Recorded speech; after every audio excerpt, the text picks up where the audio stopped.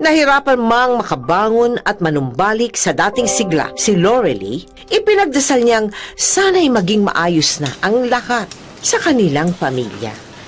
Pero siya pala ay muling mabibigo. Hindi pa rin ako masanay na wala na ang kuya niyo. Si Zakia nga rin po, panay ang tanong sa dada niya. Oo nga pala. Tumawag yung sekretary ng doktor na Roden. Nire-remind niya tayo tungkol sa doctor's appointment natin mamaya. Mamaya na ba yun? Ma, balik hospital na naman po ba tayo? Di po ba pwedeng iparesched na lang? Parang ayoko po pong pumunta sa hospital after dun sa nangyari kay Kuya. Ang sabi ng doktor, mas maaga tayo magpatingin, mas mainam. Mahirap ang sakit na cancer. Sa simula, maaaring wala kang maramdaman. Pero nasa katawan mo na pala. Tignan niyo nangyari sa kuya niyo. At saka nag-aalala ako para kay Zakia. Siguro kung mas maaga nagpatingin ng kuya niyo, baka andito pa siya ngayon. Kasama natin.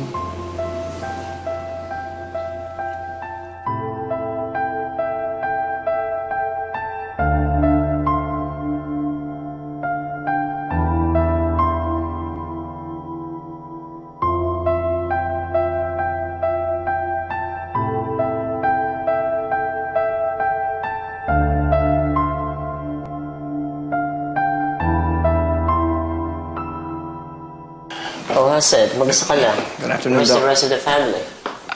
Galing po akong trabaho kaya dumiretso na po ako dito. Saka sinadya ko pong hindi daanan si Mamay. Baka po ma-stress lang siya pag nalaman yung results. Hindi pa siya nakaka-recover sa pagkawala ni Kuya. Bakit ako, Doc? May problema ho ba?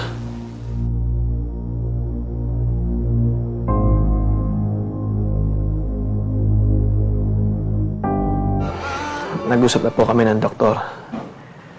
Gaya po ng sabi niya, hindi po madaling i-discuss to. Advantage lang, na maaga po nakita yung problema kaya maagapan pa. Bakit? Ano bang resulta? Ate Lizelle, kasi kaya po ni Zakia, clear po kayong lahat. Wala po nakitang problema. Ma'am, ako po saka si Hisham, may nakita pong problema. Si Hisham po may liver cirrhosis. Pero manageable naman daw. Kaya kailangan lang po tutukan para hindi lumala. Ikaw, Haset.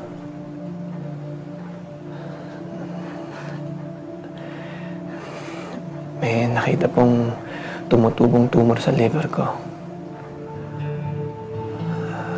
From the size and the looks of it sa ultrasound, malignant daw.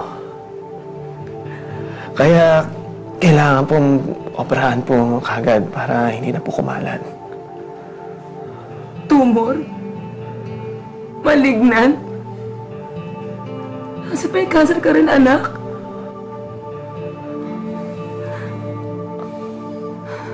Na naman?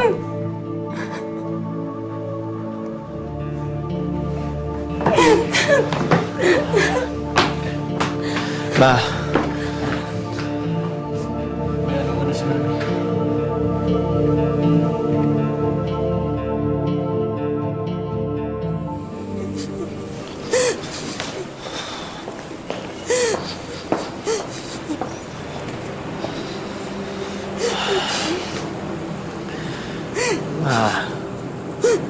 Tama na.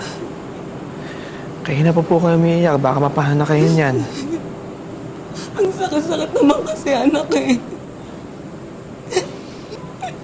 Hindi ko na alam kung anong gagawin ko. Ma, lalabanan natin tong cancer na to. And this time, hindi tayo magpapatalo. Sabi naman po ng doktor, ma, malaki po ang chance natin. Basta magpo-opera ako agad para matanggal ang affected liver. Ma, tumutubo naman po kagad ang liver, kaya wala po kayo dapat ipag-alala. Ma, makakayanan natin to.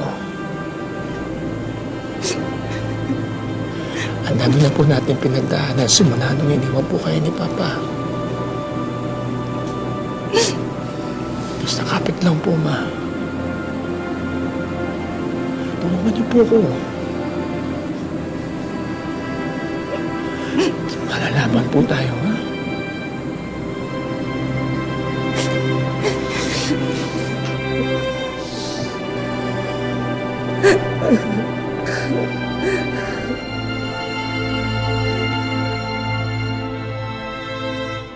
Ang mixed berries cheesecake, ilagay dito sa prepared crust natin kanina. Sa halagang 180 pesos, ayan, nabili na natin lahat ng kailangan natin.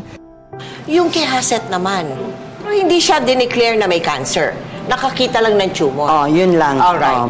Ang option, pa-opera. Oo, tanggalin na Tanggalin yung tumor. Oo. Kasi yung liver naman daw, tutubo naman Tutubo, talaga daw. that's right. Oo. So, pa-opera siya a month after. Oo. So, nung na-operahan siya, okay naman si Hasit, di ba? Bumalik pa nga siya sa trabaho. Oh, Ma, mauna na ako, ha? May meeting pa po ako with clients sa restaurant, eh. O anak, itong baon mo baka makalimutan mo. Anak, sigurado ka bang okay lang lagay mo? Wala ka bang nararamdaman, ha? Opo, Ma. Okay na po ako. Eh, 1 month na since nagpa-opera po ako, kaya naka-recover na po ako. Sigurado ka ba, anak? Eh, kung ako lang talaga masusunod, hindi kita agad pababalik sa trabaho mo. Ma, kung dito lang po ako sa bahay, sigurado po manghihina ako. Basta, anak, pag sumama pakiramdam mo, ha? Magsabi ka agad. Okay lang po, kaya easy lang po kayo, ha? Okay na po ako, promise. Kayo po dito, ha? Mag-ingat po kayo. Ikaw mag-ingat, ha? Sige po, Ma. Mag-iingat po ako. Sige po. Ingat ka, anak, ha?